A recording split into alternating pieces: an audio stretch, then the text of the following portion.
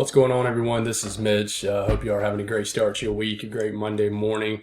I thought I would run through a weekly forecast here, as I've not been able to really talk about weather in the now term to short term. So I'll go over the weather throughout the week. It won't be a very long video, so it won't take up much of your time on a Monday morning here. But we'll go over what we're seeing, because there's going to be a big time difference between if you're in the northeast to mid-Atlantic to southeast this week for sure, as it looks like there'll be a stout boundary between two big time air masses, a fall air mass and more of a late summer air mass, unfortunately, for you fall lovers here in the southeast like me. So we're going to go over this really quick. Not going to take much of your time, but if you guys have not subscribed, definitely hit the subscribe button. Like the video if you like it. Appreciate all the amazing support. Y'all got any prayers? Please put it in the comments. Gives me an opportunity to pray for you guys. Gives others an opportunity to do so too. Appreciate the amazing support. Video did very well last night. It's funny. Some of the videos that I feel like I don't put the most energy in end up popping off the most. And then I look back and I'm like, dang, I could have put a lot more effort into that. So thank y'all regardless for all the new subscribers. I appreciate it. I try to upload content every single day. Also a storm chaser.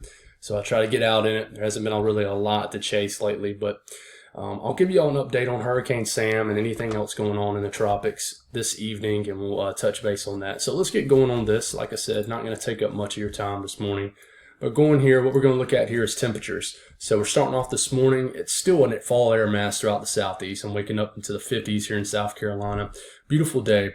We warm up quick. You're going to notice, if you notice throughout the weekend, especially in the southeast, it got warmer and warmer each day. We're getting into the time of the year in the northeast, areas of the northern mid-Atlantic, where you really just start to cool down, starting to get closer to October. But there's a big time trough, and we're going to talk about that briefly in this video. That's going to dig down and really just affect mostly the northeast and areas of the mid-Atlantic, and it's going to try to slide down and affect areas of the southeast like North Carolina also. But this is really going to be just stuck towards the northeast. But going forward here, you can really see that the temperatures, so this is Monday today, temperatures in the 80s, very warm in the areas of the Midwest and western areas of the Ohio Valley in the Mid-South. Going forward here, it does cool down, a nice evening for everybody. But you notice this cooler weather in southeast Canada that's going to slide down into the northeast. These are around high temperatures tomorrow. Notice it's very warm, and Virginia points south into the southeast. More like late summer temperatures. The humidity's still not going to be that bad unless you're in Florida. But if you're in the northeast, areas of the northern mid-Atlantic, the cold front's starting to slide through. With it, you'll see some strong to severe storms potentially for the Washington, D.C. to Baltimore to maybe the New York City corridor. We'll talk briefly on that too. As this big time trough is going to slide down, and it's going to be embedded with a short wave that's really going to promote some potential large hail. I don't really see a tornado threat and some damaging winds, and then it's on out here. It's a one-day thing, and it's not really going to bother a whole lot of people. But you notice these are high temperatures Tuesday, much cooler across the northeast, and then some of the coolest air of the season for you guys up in the northeast really starts to move through. You notice this big time boundary. You can obviously tell what the cold front is.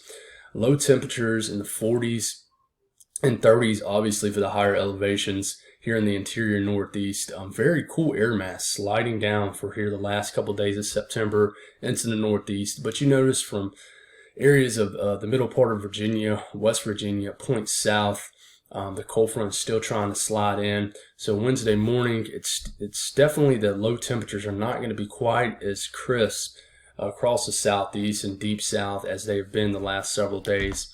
And then check it out, high temperatures Wednesday.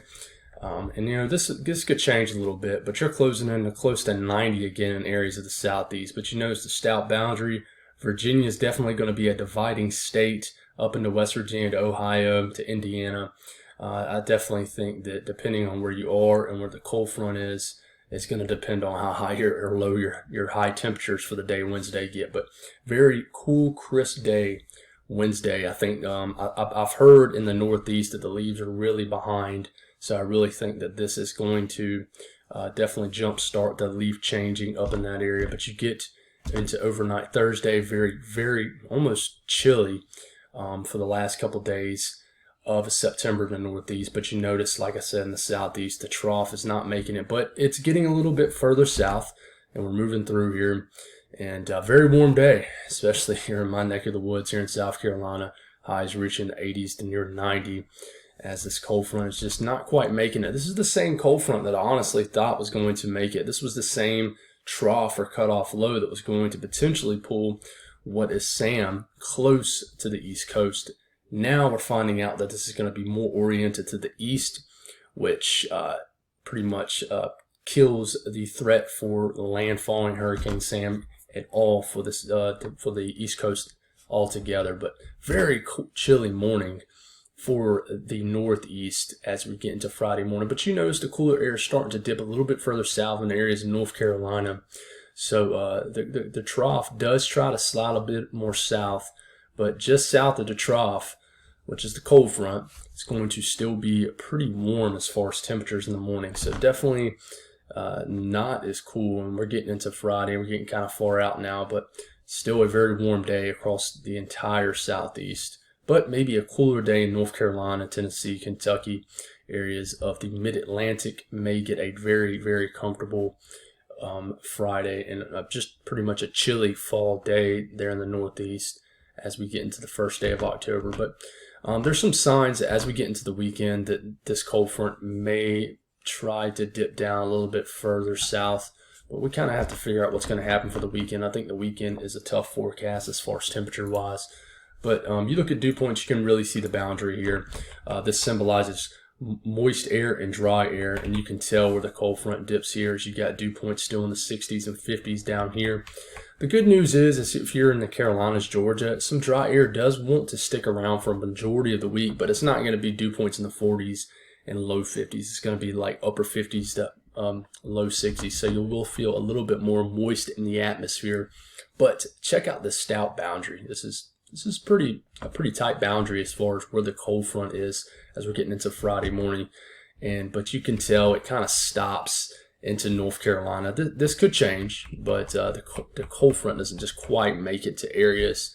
And it's really northeast oriented, so it's really just sliding over the northeast. And it's not really it's not a wholesale cold front like the one several days ago was. And you can really see that here as you look at the anomalies. You back it up here, and here comes the cold front. And this is the trough. It's just digging right over the northeast. It's really just further east oriented. It's not really wanting to dig like this, like the one earlier. But if you look at the severe weather here, Storm Prediction Center, there is going to be a threat for severe weather in northern areas of Virginia, Maryland, the Baltimore, Washington, D.C. area. And we'll look at the HRRR model, and you can see that here as some passing showers will be going throughout the day in the very, very northern areas of the interior northeast. But as this trough is digging, as we get into tomorrow afternoon, some big-time severe storms could form. I don't think it's going to be a severe weather outbreak, but there will be threat for some large hail all the way, basically, the whole entire coastal areas of I'm getting my states mixed up here, of New Jersey, basically the Baltimore, Washington, D.C., the Philadelphia, New York City, even close to Boston. We'll have to watch out for some severe weather as the cold front's digging through. Be a quick hitting event though, but as a whole altogether, I don't see a big time threat of any widespread rain, which we kind of need some rain. There have been several days without rain now. It's never good to go any huge long periods without rain, but as we get into midweek to Thursday to Friday, you don't see a whole lot of green on the map in the eastern U.S., which is really what we're talking about. But you do see big old Hurricane Sam starting to get its closest approach to the East Coast. But I will tell you that there's definitely some better news for Bermuda, according to the GFS. The European does still get very close. So we'll get you an update on that tonight when I'm getting to that. But that's all I got, guys. Pretty nice week. It is going to warm up across the southeast, but the northeast and areas in the mid-Atlantic may get their coolest air of the season in the next couple of days. So y'all have a great day. Have a great start to your week, and that's all I got.